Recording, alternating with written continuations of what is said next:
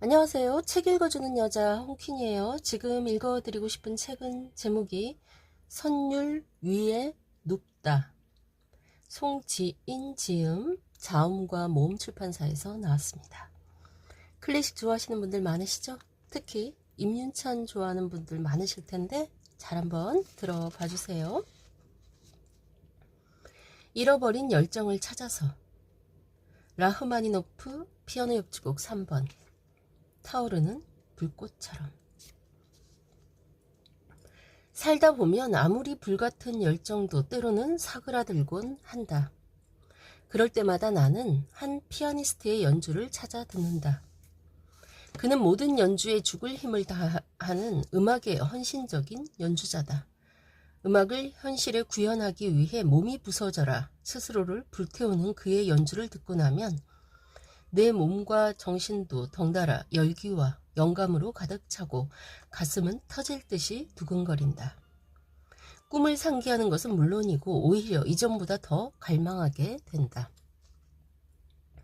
2022년 6월 19일 오전 9시 반쯤 나는 내 방 침대 위에 앉아 있었다.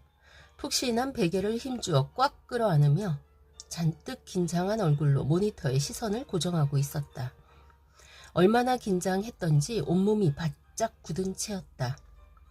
조마조마한 마음으로 마린 올소비 그의 이름을 불러주기만을 애타게 기다렸다. 단상 위에 올소은 호명하기 직전 감정이 북받쳤는지 잠시 말을 멈추었다. 드디어 그가 기쁘게 꺼낸 이름은 내가 그토록 간절히 원했던 바로 그 이름이었다. 네, 다음은 영어니까 발음이 안 좋은 관계로 번역된 한글을 읽겠습니다. 제16회 반 클라이번 국제 피아노 콩쿠르 우승자는 두구두구두구두구 임윤찬입니다. 나는 거의 비명을 지르다시피 환호하며 자리를 박차고 일어섰다. 감격으로 터져나온 눈물이 뺨 위로 툭 떨어졌다. 화면 안의 청중들과 함께 그에게 뜨거운 박수를 보내면서 자꾸 젖는 눈가를 연신 비벼 닦아야 했다. 미리 밝혀두지만 나는 피아니스트 임윤찬과 개인적인 친분이 전혀 없다. 대화라고는 그가 방 클라이번 콩쿠르에서 우승하기 전에 그의 국내 공연 홍보차 진행했던 인터뷰와 촬영을 통해 1시간여 나누었던 공적인 대화가 전부다. 그의 시련은 여러 번 보았다. 연주를 처음 실제로 들은 것은 그가 16살에 열었던 비공개 리사이틀에서였다. 공개로 진행할 예정이었던 공연이 코로나의 탓에 소규모 비공개로 전환되었는데 당시 나는 클래식 음악 담당 기자였기 때문에 초대받을 수 있었다. 장소는 명동성당 파밀리아 채플이었다. 두근거리는 가슴을 안고 객석에 앉아 공연이 시작하기를 기다렸다. 이윽고 무대 위에 등장한 피아니스트는 다소 경직된 얼굴의 소년이었다. 그는 마치 목각 인형이 걷는 듯한 어색한 걸음걸이로 피아노 앞에 터벅터벅 걸어가 섰다. 소규모 관객들의 소박한 박수를 받고 의자에 앉은 어린 피아니스트는 곧 첫 곡을 연주하기 시작했다. 그날 임윤찬은 베토벤의 7개의 바가텔과 피아노 소나타 14번 월광, 리스트의 순례의 해 2권, 이탈리아 중 페르라르카의 소네트, 페트라르카의 소네트 47번, 104번, 123번과 헝가리 광시곡을 연주했다. 앙콜 역시 리스트의 곡이었는데 그 곡은 파가니니의 곡을 리스트가 피아노 버전으로 편곡한 라 캠파넬라였다. 거의 2시간 동안 내가 몇 번이나 고개를 절레절레 저으며 혀를 내둘렀는지 셀 수 없다. 그날 그의 연주는 3가지로 요약할 수 있다. 독창적인 해석, 독특한 음색, 대담함. 음악을 대하는 그의 태도는 더없이 진지했으며 음과 음 사이까지 꽉 채운 연주는 저돌적이었다. 고전미와 낭만성을 두루 표현할 수 있는 폭넓은 음색 또한 감탄스러웠다. 그는 치열한 연습을 통해 치밀하게 설계한 음악을 오히려 무대 위에서는 본능적으로 연주하고 있었다. 무엇보다도 그는 열정적이었다. 그의 연주에서는 자신의 개성을 지키고자 하는 강한 의지와 더불어 음악을 향해 활활 타는 뜨거운 열정이 엿보였다. 아직 본격적으로 피아노를 배운 지 10년도 채 되지 않은 이 젊은 피아니스트의 연주에 담긴 확고한 신념과 열정은 나의 뇌리에 깊게 박혔다. 음악을 능가하는 무언가가 그의 영혼을 강타하지 않는 이상 그가 앞으로 어떤 곡을 연주하든 지금과 같은 새로운 경의를 내게 선사할 것이라고 감히 확신할 수 있었다. 공연이 끝나고 며칠 후 그 공연의 리뷰 기사를 쓰기 위해 그의 스승인 피아니스트 손민수에게 제자에 관한 짧은 질문을 보냈다. 그때 그가 보내왔던 답변은 마치 그날 연주에서 내가 느꼈던 무수한 감정을 요약한 것 같았다. 그 답변의 일부를 여기에 덧붙인다. 음악에는 시간과 경험이 필요합니다. 그렇지만 윤찬이를 보며 순수하게 음악에 모아진 마음이 얼마나 큰 기적들을 만들어내는지 새삼 깨닫게 됩니다. 명동성당 공연 1년 후에 임윤찬을 인터뷰할 기회가 있었다. 그는 대부분의 질문에 짧은 문장으로 답했는데 1시간여의 대화를 통해 그가 내게 보여준 것은 자신이 가진 무한한 가능성의 표상이었다. 그의 음악관은 음악에의 헌신을 기조로 하고 있었다. 재능, 성실성, 신념, 그리고 음악을 향한 숭고하고 순수한 사랑.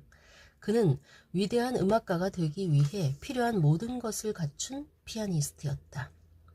임윤찬이 반 클라이번 콩쿨에서 우승한 후로는 한 번도 그의 공연을 실연으로 보지 못했지만 이제 그의 공연표를 구하기란 하늘의 별 따기다.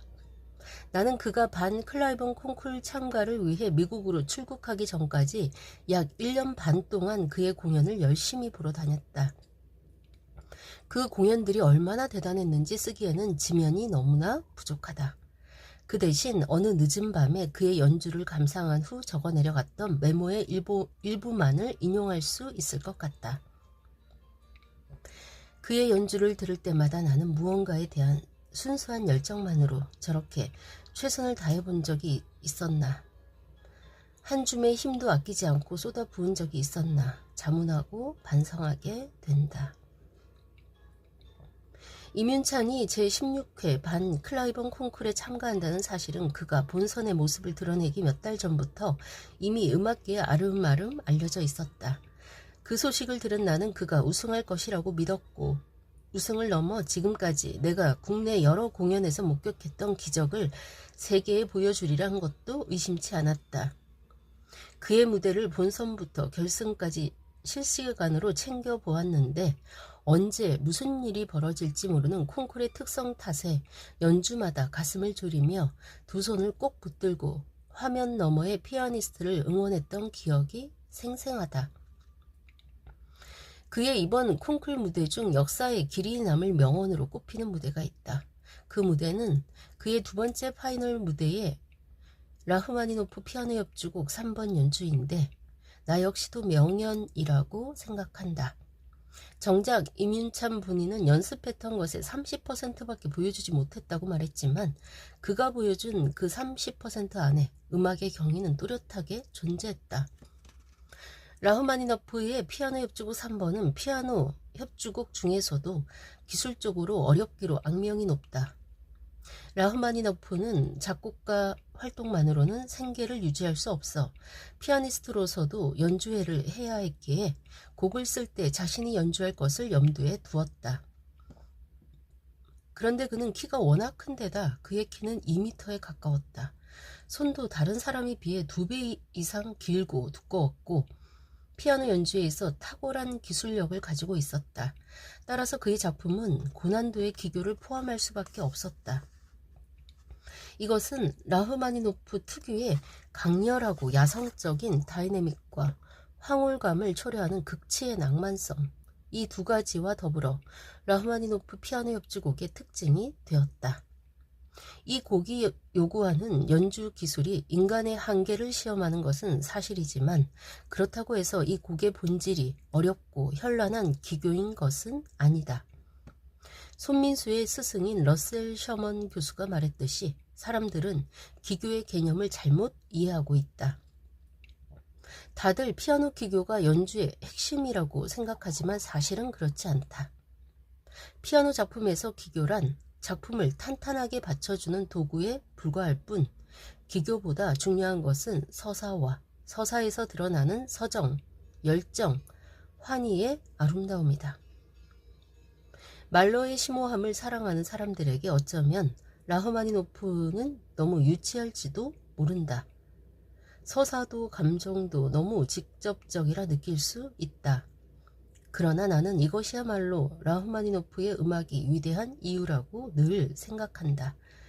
직접적인 서사와 감정에 모두가 공감할 수 있도록 하고 그로써 그들을 변화시키는 것, 그것은 결코 쉬운 일이 아니다. 라흐마니노프는 어린 시절부터 마음에 그늘을 두고 살았다. 그는 유복하게 자랐지만 부모의 불화 탓에 자신이 불행하다고 생각했다. 라흐마니노프의 음악에 내재된 어두운 분위기는 이러한 그의 우울한 성향에서 기인한다. 그런데도 그의 음악에는 언제나 아름다운 서정성이 있다. 흔히 러시아적 낭만이나 스승인 차이콥스키의 영향이라는 표현으로 요약되는 이 서정성은 그에게 주변 사람들의 사랑이 자연스럽게 배어든 덕분이다. 라흐마니노프의 스승 즈베레프는 엄격하지만 인자한 인물로 제자들을 그의 집에서 먹고 쉬며 지내게 해주는 등 물심양면으로 지원을 아끼지 않았다.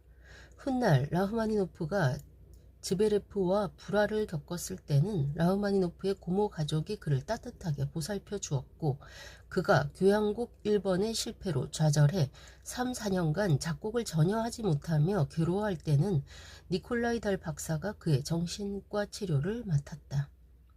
달 박사에게 치료받으며 증세가 호전된 라흐마니노프는 오늘날 세계에서 가장 유명한 피아노 협주곡 2번을 작곡할 수 있었고 이 곡은 초연부터 대성공을 거두었다.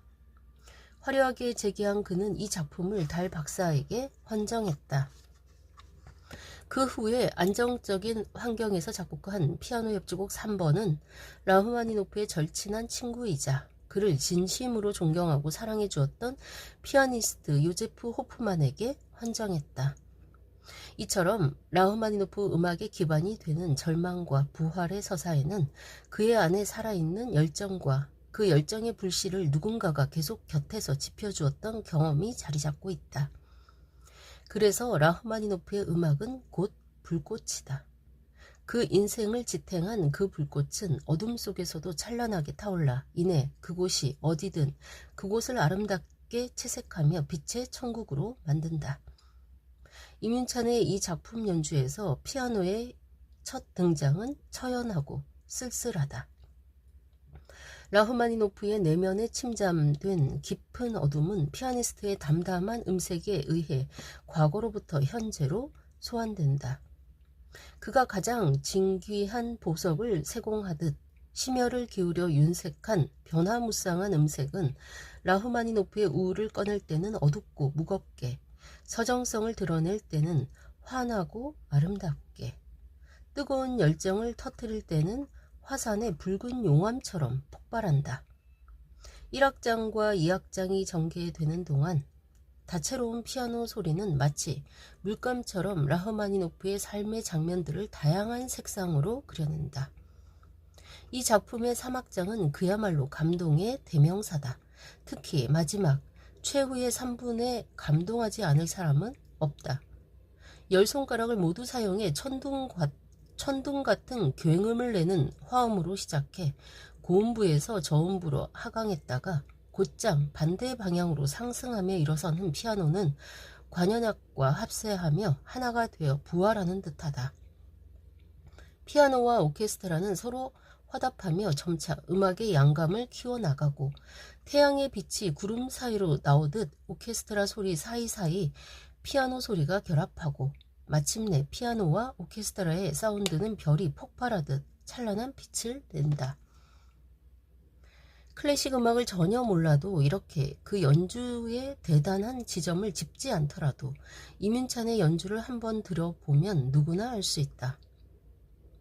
이 피아니스트가 한음 한음에 영혼을 담아서 진심으로 연주하고 있다는 사실을, 열정을 연료 삼아 불타오르는 피아니스트의 절실함, 결국 기적을 이루어내는 서사, 그 과정을 목격할 때 느끼는 경이로움이 우리를 이 음악에 열광하게 만들고 아름다운 순간을 체험하게 한다.